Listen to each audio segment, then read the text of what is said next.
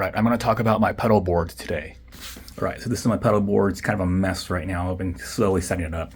So, my guitar goes into the Beyond tube buffer right over here. This is a pedal with a tube in it. And for all you guys like, guitar pedals are underpowered to be able to power a tube. You're right. But this one actually takes 200 milliamps of power. So, it adds some warmth and it goes straight into my quad Cortex, which is my main rig right up here. Now, the reason, I call this my boomer pedal. I really don't need this pedal. But the reason why I have this pedal is because when people look at my quad Cortex and they're like, you're using a digital rig?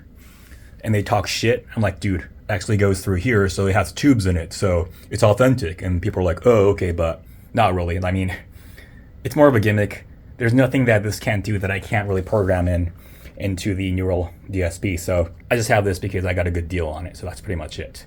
My Electro Harmonix deep freeze. This thing could stop time. Let me see if I can do it. I'm kind of one-handed right now. Let me see if I can make it work. Hold the note. Second note. Another note.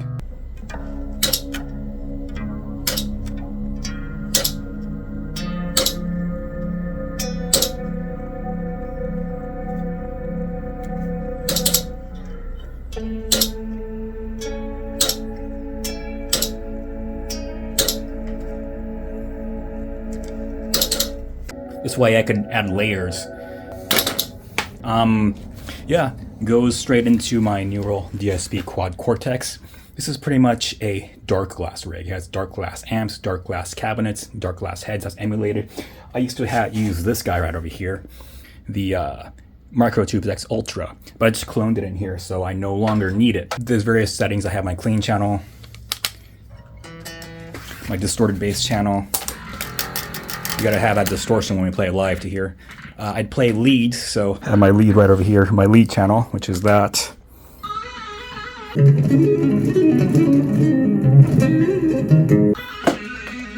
With an octave, so you can hear me.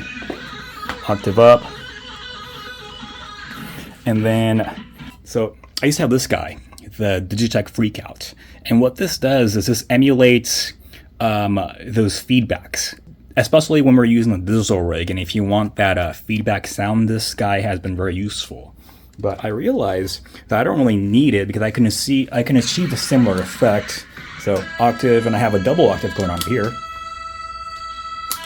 So I realize that I can achieve a similar effect by just going double octave. So I took it off the board. I have a wah pedal, a Sonicake flip wah pedal. So right now it's actually a volume pedal. So, but if I step into it, it turns into a wah pedal. The 2-in-1.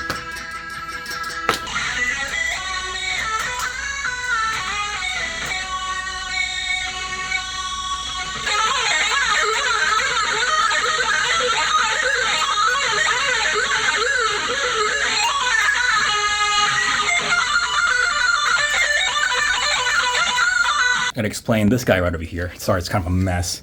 1010 black box. What this guy is a sampler. This guy is connected to my Roland PK5A, and this is where I play the organ sounds. So I have my low octave organs. And the reason why I have this guy is so we can sound full. We're only a three-piece. Our guitarist starts playing his leads and everyone drops out, and it just sounds empty with him just playing leads and me just playing bass. So to compensate, I play the bass at the same time.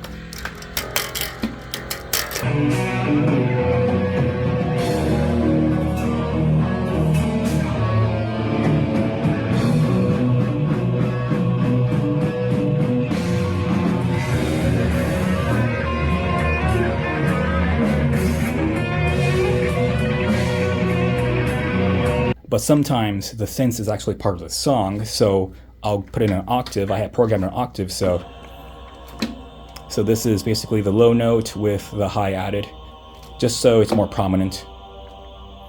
So I made another patch with distorted strings, so it sounds like this. This is useful.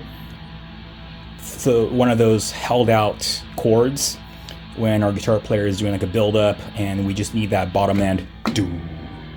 I have this patch. I programmed another patch that has sound effects. So this is my intro music.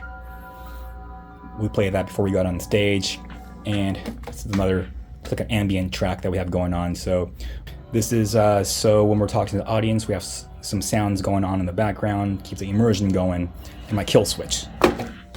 Whenever I hit that, it stops all sounds. So if I take something on accident, I can just go to over here and it'll stop it.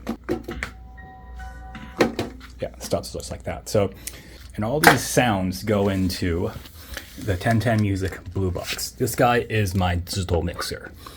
I have 3 individual mixes coming out. I have my in-ear mix, front of house mix, and my stage mix. I play out of 2 FR cabinets on stage, and I have a specific mix for that. That mix is mixing my bass and the synth, and then I have a mix that goes into my in-ears so I can hear what the hell is going on. The reason why I do that is because I've been into plenty of situations where I'm sure these sound guys are good guys, but they don't get paid enough. Sometimes they just don't give a shit. Or sometimes during sound check, our mixes are awesome, but when we get up on stage, it's gone to shit. So this is a fail-safe. For that reason, I make my own mixes in here and just go straight to my ear so I don't have to deal with the sound guy. And I route out also the synth and the bass actually goes directly from the quad Cortex, but the synths, I EQ it through here and give it to the house from here. And it's easy. I mean, it's touchscreen. I could just use these button knobs to adjust the mix if I want to, or I could just, use the touchscreen. It's really quick. It's super convenient. I love this thing. And if you notice down here is the record button. If I wanted to record, I can through this, but I don't use it for that. I just use this for as a mixer on stage. That's pretty much it.